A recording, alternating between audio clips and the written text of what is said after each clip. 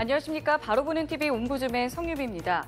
지난주 연합뉴스TV에서는 북한 김정은 국무위원장이 중국을 세 번째로 방문해 시진핑 국가주석과 회동한 내용과 양승태 전 대법원장 시절 사법행정권 남용 의혹 사건을 서울중앙지검 특수 1부에 배당해 첫 고발인 조사를 벌인 소식 등 국내외 뉴스를 신속히 전했는데요.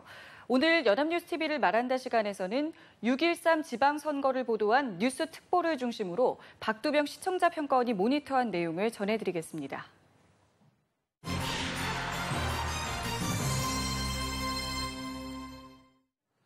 연합뉴스TV는 다른 채널과 마찬가지로 6.13 지방선거 방송으로 숨가쁜 한 주를 보냈습니다. 오늘은 지난 6.13 선거 관련 보도를 후보자의 단순 행보 뉴스, 판세 분석 뉴스, 정책 공약 뉴스, 정당 논란 뉴스 등의 프레임으로 살펴보겠습니다. 먼저 서울시장 후보들의 단순 행보를 보도한 서울시장 후보들 도심 피날레 유세로 열전 마무리부터 보겠습니다. 뉴스 특보는 6.13 지방선거에 출전한 서울시장 후보들이 막판까지 서울 곳곳에서 대규모 집중 유세를 펼치며 13일간의 열전을 마무리했다고 보도했습니다. 더불어민주당 박원순 서울시장 후보는 중랑 중구에 이어 강남 서초 송파구를 방문해 막바지 유세를 펼쳤고 보수의 텃밭이라 불리는 강남 3구에서도 승리해 25개 구청장 시의원 구의원 선거도 싹쓸이하겠다는 각오를 밝혔다고 기자는 전했습니다. 박 후보는 강남 지역 유권자들에게 호소한다며 이제 바꿀 때가 되었고 변할 때가 되었다면서 민주당과 함께 새로운 강남 시대를 열어달라고 호소했습니다. 야권 후보들이 제기한 박 후보 부인의 재산 은닉 의혹에 대해서는 은닉 재산이 있다면 100배로 보상하겠다며 논란을 일축했습니다. 자유한국당 김문수 서울시장 후보도 서울시장 선거 최대 격전지로 꼽히는 강남을 찾았고 민주당이 강남에서도 승리하면 일당 독재가 될 위험성이 있다며 한 번 더 기회를 달라고 읍수했습니다. 노원구 집중유세를 시작으로 명동과 종로, 익선동, 종각을 방문한 바른미래당 안철수 서울시장 후보는 거대 양당을 정면으로 비판했습니다. 안 후보는 오만과 독선의 세력, 국정농단 세력, 거대 양당 과거 세력을 한꺼번에 심판할 기회다. 안철수를 뽑아야 민주당은 정신 차리고 자유한국당은 쇄신의 길을 간다고 주장했습니다. 세 후보는 마지막 유세로 각각 명동과 시청 앞 탑골 공원을 선택해 대규모 집중 유세를 펼치며 13일간의 열전을 마무리했다고 보도했습니다. 이번에는 막판 안개 속 경기, 경남, 대구의 강남까지라는 판세 분석 뉴스 특보를 살펴보겠습니다. 앵커는 지방선거가 하루 앞으로 다가왔다고 말하며 여야의 낙동강 공방전이 펼쳐진 경남과 대구, 선거 막판 스캔들 변수가 불거진 경기에 정치권의 관심이 모아지고 있다고 전했습니다. 이준흠 기자가 보도합니다. 기자는 일방적으로 끝날 것 같은 경기도지사 선거에 변수가 생겼다며 더불어민주당 이재명 후보가 여배우 스캔들 의혹에 휩싸였다고 보도했습니다. 이 후보는 사실 무근이라고 진화했지만 스캔들 당사자인 배우 김부선 씨는 과거 이 후보와 교제한 것이 맞다고 주장해 논란이 커졌다고 전했습니다. 막판에 경기도가 관심지가 된 가운데 보수 텃밭이었던 영남에서는 민주당의 동진과 자유한국당의 사수 구호가 격돌하며 그야말로 불꽃 튀는 공방전이 펼쳐지고 있다고 보도했습니다. 경남지사 선거에서 민주당 김경수 후보는 문재인 대통령의 최측근으로 힘있는 여당 후보의 지역 발전론으로, 한국당 김태우 후보는 경남지사를 지낸 경험과 여당 견제론으로 표심을 공략하고 있다. 대구 경북 TK도 보수의 철옹성이라는 수식어가 무색하게 혼전 양상이 벌어지고 있다고 전했습니다. 특히 대구에서 각종 여론조사에서 민주당 임대은 후보가 현 시장인 한국당 권영진 후보를 턱밑까지 추격한 것으로 나타난 가운데 일부 구청장 선거에서도 민주당 후보들의 약진이 두드러지고 있다고 보도했습니다. 뉴스는 샤이 보수와 샤이 진보의 표 결집이 대구 경북 선거의 승패를 가르는 변수가 될 것이라는 전망도 내놨습니다. 전통적으로 한국당이 강세였던 강남 3구의 구청장 선거 결과도 관전 포인트라며 강남 서초 송파 구청장 모두 접전인 가운데 민주당은 변화와 힘있는 구청장을 강조하며 내심 싹쓸이를 기대하는 반면 한국당은 민생 파탄 심판론과 재건축 재개발 공약으로 강남 텃밭을 지켜내겠다는 각오라면서 보도를 마무리했습니다. 다음은 판세 분석 뉴스 두 번째, 네거티브 공방전 경기 1천만 유권자의 선택을 살펴보겠습니다. 앵커는 전국에서 가장 많은 선출직 공직자를 뽑는 경기도는 사전 투표율이 다른 지역에 비해 다소 저조했다며 현장에 취재기자를 연결했습니다. 취재기자 연결하겠습니다. 기자는 별다른 사건 사고 없이 투표는 순조롭게 진행되고 있다. 지난 9일 마감된 경기도의 사전 투표율은 17.47%로 전국에서 세 번째로 낮았다. 오후 3시 현재 경기도의 투표율은 47.5%로 전국 평균보다 다소 낮은 투표율을 기록하고 있다고 전했습니다. 경기도에서는 오늘 학교, 동사무소 등 3,072개 투표소에서 투표가 진행되고 있다. 이번 지방선거의 경기도 유권자는 1,053만 명으로 전국에서 가장 많고 도지사를 비롯해 시장, 군수 등 선출할 공직자도 622명에 달하지만 정책과 공약 대결은 실종된 채 시종일관 네거티브 공방으로 이어지고 있다고 지적했습니다. 더불어민주당 이재명 후보의 여배우 스캔들과 욕설 파해, 자유한국당 남경필 후보의 땅 투기 의혹 등을 둘러싼 공방으로 경기도지사 선거는 말 그대로 진흙탕 싸움을 방불케 했고, 이에 따라 이런 네거티브 공방전이 투표율과 투표 결과에 어떤 영향을 미칠지 주목된다고 보도했습니다. 다음은 정당 논란 뉴스를 13일간의 여야 설전, 드루킹 스캔들 이유 방천을 살펴보겠습니다. 앵커는 13일간의 공식 선거운동이 10일 밤 자정을 끝으로 모두 마무리됐다면서 선거판을 달군 이슈와 여야의 설전을 들여다본다며 보도했습니다. 기자는 지난달 31일 13일간의 일정으로 출발한 여야의 선거 열차는 각종 현안과 변수로 달리는 내내 휘청거렸다고 전하며 선거를 앞두고 드루킹 사건 악재를 만난 더불어민주당은 한반도 평화 분위기를 부각하며 정면 돌파를 선택했다고 보도했습니다. 추미애 더불어민주당 상임선대위원장은 평화가 일자리로 이어지고 평화가 민생으로 이어지고 있다고 주장했고, 홍준표 자유한국당 공동선대위원장은 민생이 파탄에 이르렀는데 남북관계 하나로 모든 것을 덮으려 한다며 설전을 벌였습니다.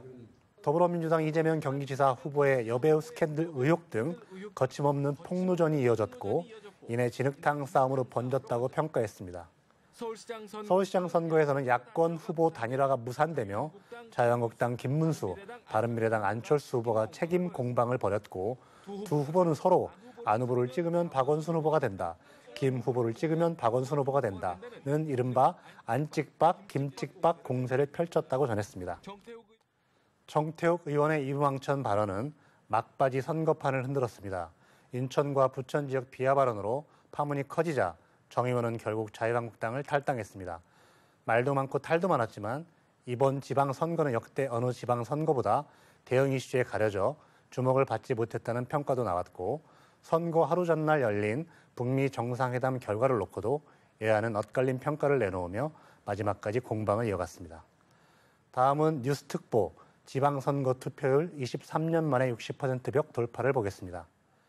앵커는 6.13 지방선거 투표율이 60%를 넘어섰고 1995년 이후 23년 만의 일이라고 전했습니다. 23년 만의 일입니다. 기자는 6.13 지방선거 최종 투표율이 60.2%를 기록, 60%의 벽이라고 불렸던 지점을 넘어섰다고 보도했습니다. 투표율이 60%가 넘은 것은 1995년 제1회 지방선거 이후 처음으로 역대 지방선거 가운데 두 번째로 높았다고 전했습니다. 북미 정상회담 등 굵직한 북한발 이슈에 가려 지방선거 열기가 살아나지 않는다는 분석과 다른 결과였습니다. 지역별 투표율은 전남이 69.3%로 가장 높았고, 그 뒤를 제주가 65.9%, 경남 65.8%, 전북이 65.3% 순으로 높았습니다. 투표율이 가장 낮았던 지역은 55.3%를 기록한 인천이었고, 대구도 57.3%로 낮았다고 보도했습니다. 최대 격전지로 꼽힌 서울은 59.9%로 마감했습니다. 전국 12개 지역에서 치러진 국회의원 재보궐선거도 60.7%의 투표율을 기록했습니다. 투표율이 가장 높았던 곳은 71.5%를 기록한 영암, 무안, 신안군이었고, 가장 낮았던 곳은 48.8%에 그친 천안시 갑이었다고 보도했습니다.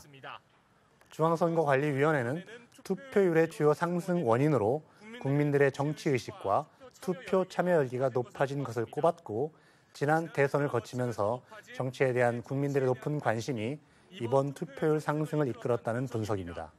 또 지방선거와 총선, 대선 등 전국 단위 선거를 거치며 국민에게 널리 알려진 사전투표 제도도 투표율을 높이는 이유 중에 하나로 분석했다고 전했습니다.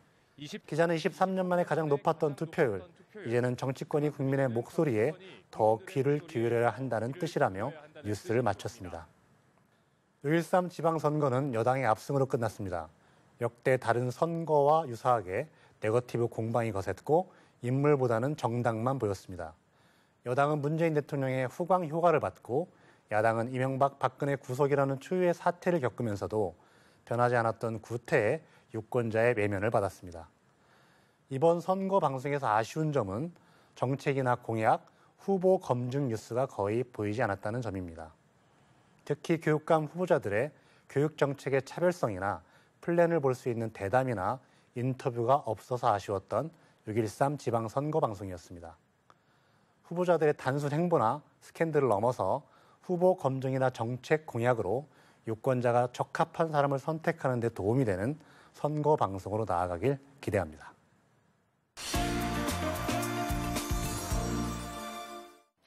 네, 이번 순서는 주말에 방영되는 제작 프로그램을 대학생의 시선으로 분석하고 평가한 내용을 들어보는 캠퍼스TV 리포트 시간입니다. 이번 주는 성신여자대학교 청정융합과학과의 정지윤 학생 나와 있습니다. 안녕하세요. 안녕하세요. 자, 지난주에 어떤 프로그램 모니터하셨나요? 네, 저는 지난 17일에 방송된 연합뉴스TV 스페셜을 모니터했습니다. 이 프로그램은 우리 사회의 현상을 다양한 시각으로 바라보고 올바른 대안을 제시해주는 프로그램인데요. 지난 방송에서는 우리 작게 결혼했어요라는 제목으로 요즘 주목받고 있는 작은 결혼식에 대한 내용을 다뤘습니다. 그럼 자세한 모니터 내용 지금부터 전해드리겠습니다.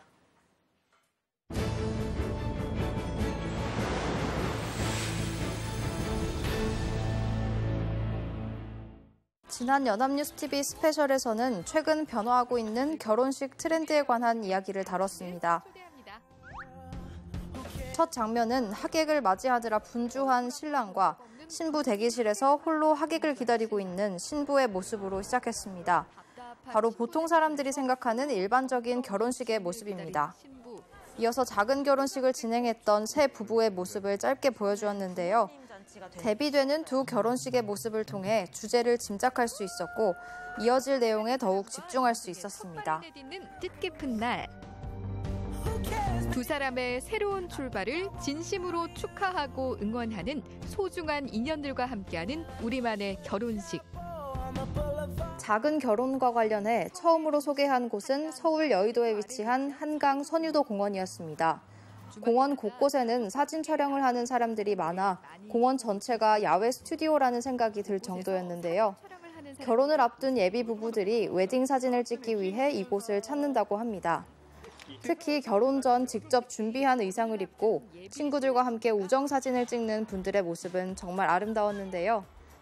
이렇게 공원에서 웨딩 사진을 촬영하는 모습이 형식적이고 어색한 스튜디오 사진 촬영보다 더 자연스럽고 즐거워 보였습니다. 드레스도 머리 위 꽃장식도 모두 스스로 준비했다고 하네요. 2만 원이요. 5만 원이요. 2만 원. 저도 2만 원대. 저도 5만 원. 이어서 이를 바라보는 어르신들의 인터뷰가 짧게 이어졌는데요. 인터뷰를 통해 아직은 이러한 트렌드가 낯설지만 어르신들의 인식이 조금은 변화하고 있다는 생각이 들었습니다. 그런 식으로. 다음은 3년 전 제주도에서 결혼식을 올렸던 신혼부부를 소개했습니다. 제주도의 한 조그만 교회에서 결혼식을 올렸습니다. 부부의 인터뷰를 통해 실제로 경험한 작은 결혼식의 이야기를 들을 수 있었는데요. 동시에 당시 결혼식에서 촬영한 사진들을 시간의 흐름대로 보여주어 마치 결혼식의 시작부터 끝까지 함께하는 느낌이 들어 재미있었습니다. 직계가족과 제주도에 사는 지인들 10명 뿐. 반지를 나눠 끼고 부모님께 인사드리며 예식은 끝났습니다. 웨딩 사진은 공원에서 휴대폰과 셀카봉으로 직접 촬영해 인화했다고 합니다. 작은 결혼식과 셀프 웨딩 사진처럼 필요 없는 부분은 과감하게 생략하고 더 중요하게 생각하는 부분에 집중한 것인데요. 이렇게 관습에 얽매이지 않고 경제적이고 개성 있게 원하는 결혼을 만들어가는 모습이 참 당당하고 멋지다는 생각이 들었습니다. 그냥 중점을 두자면은 집이나 신혼여행이 조금 더 중점을 두고 결혼식은 진짜 그냥 깔끔하게 이어서 결혼 준비 품목별 지출 비용을 그래프로 보기 쉽게 나타내 주었습니다. 예식장, 웨딩 패키지, 예물 등 결혼 준비에 필요한 품목이 정말 많고 비용도 만만치 않다는 것을 알 수 있었습니다. 다음으로는 금천구의 한 스튜디오를 운영하고 있는 사진작가를 소개했는데요. 금천구에서 사진 스튜디오를 운영하는 웨딩 촬영 때문에 수많은 결혼식장을 다니면서 결혼식에 대한 생각이 자연스럽게 바뀌게 되었다고 합니다. 그럼 가면은 신부님들이 늘 너무 피곤해 보이는 거예요. 그리고 늘 저한테 그러시는 거예요. 작가님은 결혼을 좀 작게 했으면 좋겠어요. 이런 결혼식 너무 의미 없지 않아요? 이 부부 역시 작은 결혼식을 올렸는데요. 결혼식이 부모님의 잔치가 아니라 신랑 신부가 주인공이 되었으면 한다는 말이 인상적이었습니다. 특히 이 부부는 작은 결혼식 이후에 지인들을 초대해 웨딩 파티를 열었다고 합니다. 웨딩 파티 당시의 영상도 함께 보여주었는데요. 다양한 형식으로 결혼을 축하하는 모습이 보기 좋았습니다.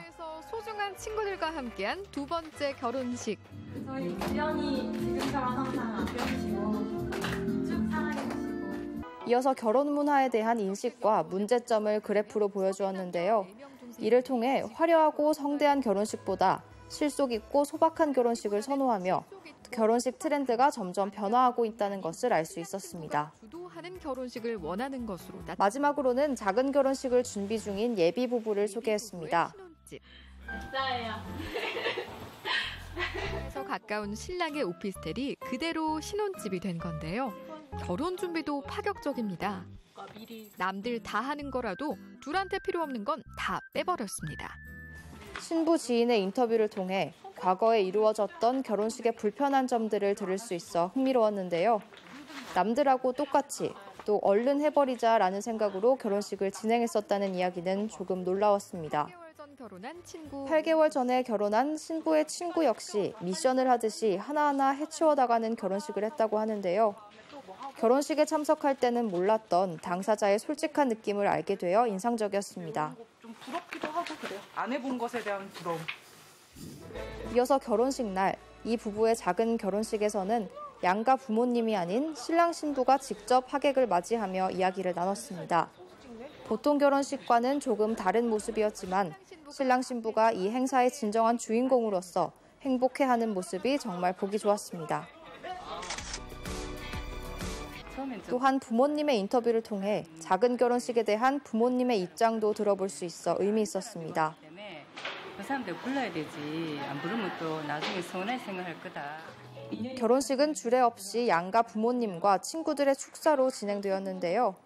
한옥 가득 자리한 하객들 모두가 결혼식에 집중하는 실속 있는 모습이었습니다.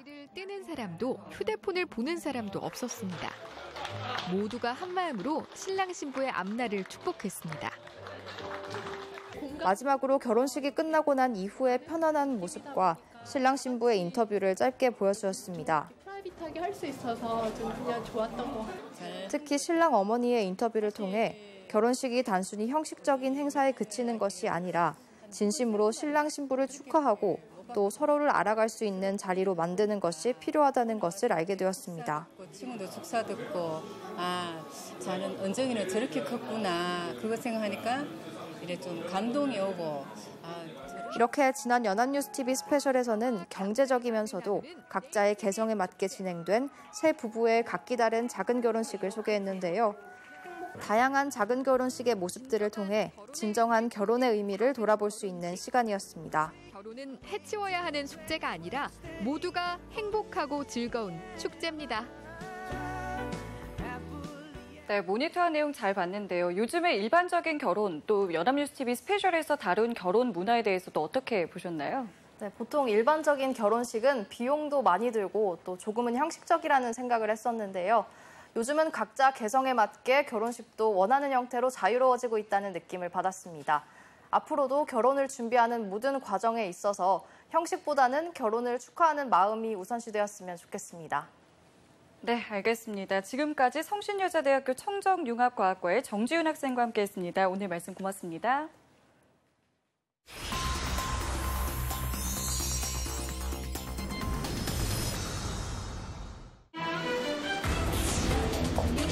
가지 것이 많지 알고 있습니다만 또 같은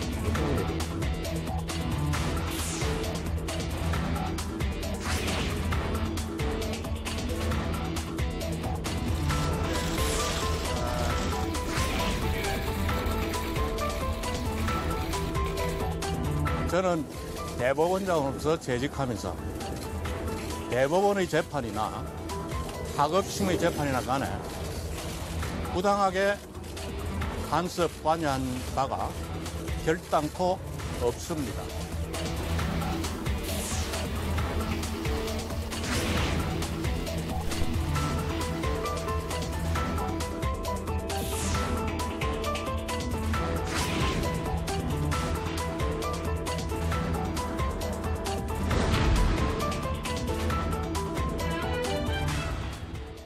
김명수 대법원장이 최근 양승태 대법원장 시절 재판 거래 의혹과 관련해 직접 고발이나 수사 의뢰는 하지 않되 추후 진행될 검찰 수사에 적극 협조하겠다는 입장을 밝혔습니다. 이 실체적 규명 작업의 공이 일단 검찰로 넘어갔는데요. 오늘 TV와 비평 시간에는 재판 거래 의혹 파문에 대해서 우리 언론에서는 어떻게 보도하고 있는지 자세히 알아보도록 하겠습니다. 명지대학교 디지털미디어학과 최선규 교수 자리하셨습니다. 안녕하세요. 안녕하세요. 네, 앞서 전해드렸습니다만 이 재판 거래 의혹의 흐름, 또 앞으로의 후속 조치에 대해서 먼저 좀 정리를 해주시고요. 또 이러한 결정에 대해서 우리 언론은 지금 어떻게 보도하고 있는지도 전해주시죠. 네. 올해 2월 12일 김명수 대법원장은 법원행정처가 판사를 사찰하고 블랙리스트를 작성했다는 의혹을 재조사할 사법행정권 남용 의혹 관련 특별조사단의 구성을 지시합니다.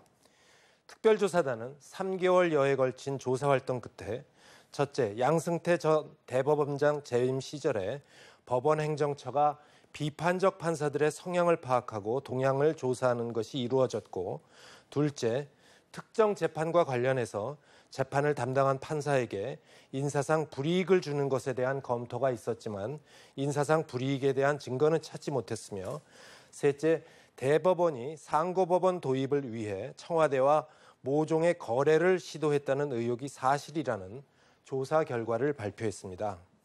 조사 결과가 발표된 이후 세간의 관심은 재판 거래 의혹에 집중되었습니다. 법원행정처가 청와대가 관심을 갖는 일부 사건들의 재판에서 재판부의 의중을 살펴 청와대에 알려주고 청와대와 거래를 추진한 정황이 있다는 겁니다. 이달 1일 양승태 전 대법원장은 자택 앞에서 기자회견을 열고 재판 거래 및 판사 사찰 의혹을 부인했습니다. 이달 7일에는 전국 법원장 35명이 전국 법원장 간담회를 열고 사법행정권 남용 관련자들에 대해서 형사상 조치를 하지 않기로 한 특별조사단의 결론을 존중한다고 발표했습니다. 이달 11일에는 전국 법관 대표회의가 열려서 검찰 수사를 포함한 철저한 조사와 책임 추궁을 요구합니다. 이달 15일에 김명수 대법원장은 재판 거래 의혹과 관련해 검찰 고발 대신 검찰 수사에 적극 협조한다는 후속 조치를 발표했습니다. 이에 검찰은 사안의 중요성과 중앙지검 부서 간의 업무 부담 등을 고려해서 이 사건을 공공형사수사부에서 특수일부로 다시 배당해서 첫 고발인 조사를 시행했습니다. 네. 그런데 지금 발표된 이 후속 조치를 두고 상반된 반응이 나오고 있는데요. 보수 진보 언론은 여기에 대해서 어떻게 보도하고 있는지 좀 전해주시죠. 네. 김명수 대법원장이 지난 15일 재판을 거래 대상으로 삼으려 했다는 부분에 대해서 의혹 해소가 필요하다면서 검찰 수사에 협조한다는 후속 조치를 발표하자 법조계 안팎에서는 상반된 반응이 나왔습니다. 중앙일보는 지난 16일자 기사에서 김명수 대법원장을 뺀 대법관 13명이 재판 거래 의혹이 근거 없는 것임을 분명히 밝힌다는 입장을 냈다고 보도했습니다. 중앙일보는 사법행정을 담당하는 법원행정처는 대법원의 재판부와는 엄격히 분리돼 있고 사법행정 담당자들은 재판 사무에 원천적으로 관여할 수 없도록 돼 있다면서 대법원장과 대법관이 독립해서 대등한 지위에서 합의에 참여하는 대법원 재판에서 그 누구가 특정 사건에 관해서 자신이 의도한 방향으로 판결이 선고되도록 영향을 미치려 한다는 것은 있을 수 없는 일이라는 대법관들의 입장을 전했습니다. 반면 민주사회를 위한 변호사 모임은 지난 18일 김명수 대법원장의 검찰 수사 적극 협조 방침에 대해서는 긍정적으로 평가하면서도 고발 조치를 할 수 없다는 소극적인 태도는 매우 유감스럽다고 했습니다. 재판 거래 의혹이 없다는 입장을 낸 대법관들에 대해서 수사를 방해하고 국민을 현혹하려는 의도가 다분하다며 대법관들의 이런 태도는 국민적 저항에 직면할 것임을 분명하다고 경고했습니다. 보수와 진보 언론은 재판 거래 의혹을 두고 뚜렷하게 상반된 입장에 섰습니다.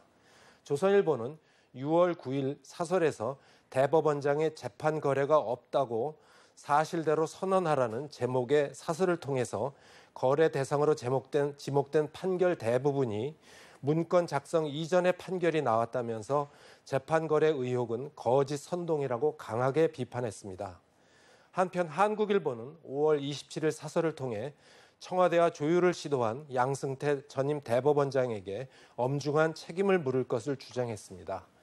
한겨레 신문도 양승태 대법원장의 사법농단이 수사 대상이라면서 검찰 조사나 국정조사 등을 통해 반드시 진실을 규명해야 한다고 했습니다. 네.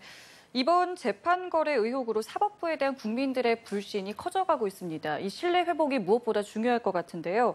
이 신뢰 회복을 위한 개혁 방안에 대한 전문가들의 의견을 우리 언론에서는 어떻게 보도하고 있습니까? 네. 선출되지 않은 권력인 사법부가 국민의 신뢰를 얻을 수 있는 유일한 방안은 공정한 재판입니다. 최근 6월 1일 리얼미터가 실시한 여론조사에 의하면 사법부를 불신한다는 국민의 여론이 64%에 달했습니다. 특별조사단의 조사로 밝혀진 것은 법관 사찰과 재판 거래 의혹 두 가지입니다. 이 중 법관 사찰에 대해서는 어느 정도 증거가 확보되었고 지금 논란이 되고 있는 것은 재판 거래 의혹입니다. 재판 거래 의혹을 해소하는 방안은 검찰 고발이나 수사 의뢰 등 외부 기관에 의해서 하느냐 아니면 법원 자체적으로 해결하느냐인데 이 중 어느 것을 선택하느냐를 놓고서 전문가들의 의견은 갈렸습니다. 그런데 김명수 대법원장이 검찰 수사에 적극 협조할 의사를 밝힘으로써 이제 공은 검찰로 넘어갔습니다. 재판 거래가 있었는지 없었는지는 검찰 수사가 진행되면 드러날 것입니다. 경향신문은 17일자 칼럼에서 검찰은 성역 없는 철저한 수사를 통해 증거를 확보해야 할 것이라고 주장했습니다. 특별조사단이 조사한 410개의 파일들뿐만 아니라 이번 일이 터지자 양승태 전임 대법원장의 법원 행정처에서 긴급 삭제된 24,500개의 파일들도 모두 복구해 이번 사태의 진상을 낱낱이 밝혀야 할 것이라면서 지금은 진상 규명에 집중해야 할 때라고 주장했습니다. 네. 이번 재판 거래 의혹에서 우리 언론의 책임도 자유롭지 못할 것 같습니다. 앞으로 우리 언론이 사법부에 대해서 견제와 감시 기능을 제대로 해야 될 것 같은데요. 바람직한 언론 보도에 대해서 짚어주신다면요. 네. 이번 사법부의 블랙리스트 재판 거래 의혹 보도에 대해선 언론사들은 태도가 확연하게 구분되는 모습을 보였습니다. 조선중앙동아일보 등은 1차 조사 결과가 나왔을 때 블랙리스트는 없는 것으로 결론 났다면서 추가 조사에 부정적인 태도를 보였습니다.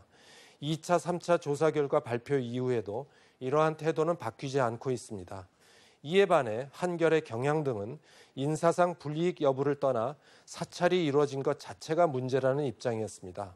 재판 거래 의혹에 대해서 마찬가지로 언론들은 다른 입장을 보였습니다. 하나의 사건을 놓고 다양하게 보는 언론의 시각의 다양성은 꼭 지켜져야 될 중요한 가치입니다.